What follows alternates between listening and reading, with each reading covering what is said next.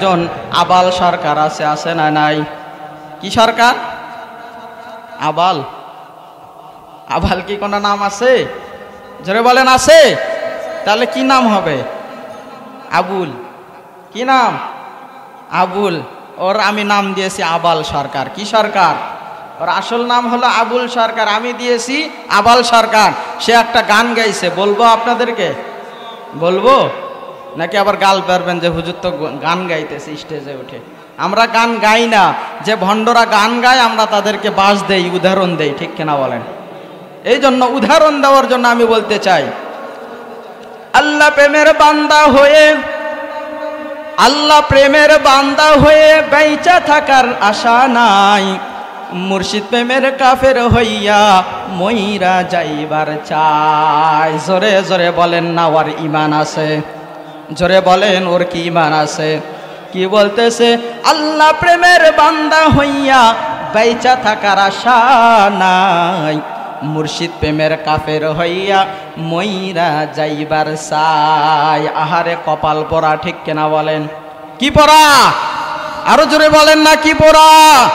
কেউ যদি গান বলে আল্লাহ প্রেমের বান্দা হইয়া বাইচা থাকার আশা নাই, ও হিলির বাসিন্দার মানুষেরা বলেন দেখি, আপনার কি আল্লাহ প্রেমের বান্দা হয়ে বাইচা থাকতে চান কি চান না?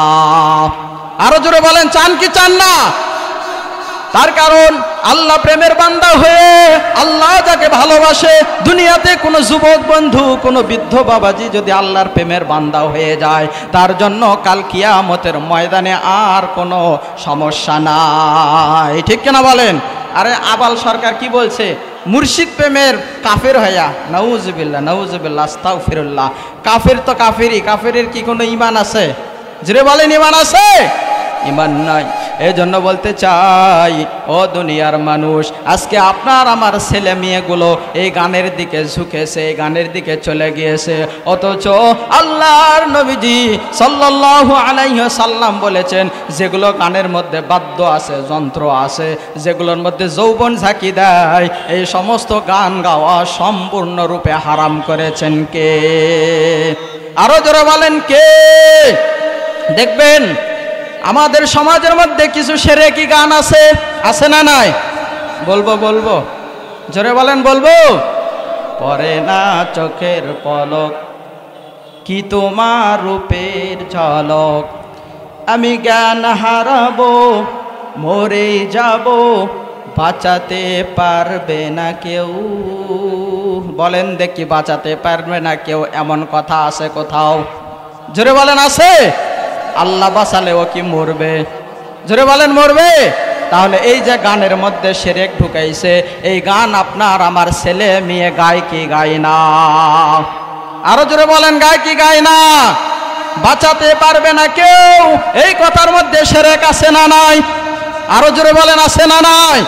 আমার আল্লাহ কাউকে বাঁচাইতে পারেন, আবার আমার আল্লাহ কাউকে মারতে পারেন, আমার আল্লাহ কাউকে জীবিত রাখতে পারেন, আবার কাউকে মেরেও ফেলতে পারেন। কেউ যদি বলে বাঁচাতে পারবে না কেউ, এই কথার মধ্যে সম্পূর্ণ শিরক ঢুকে গেছে।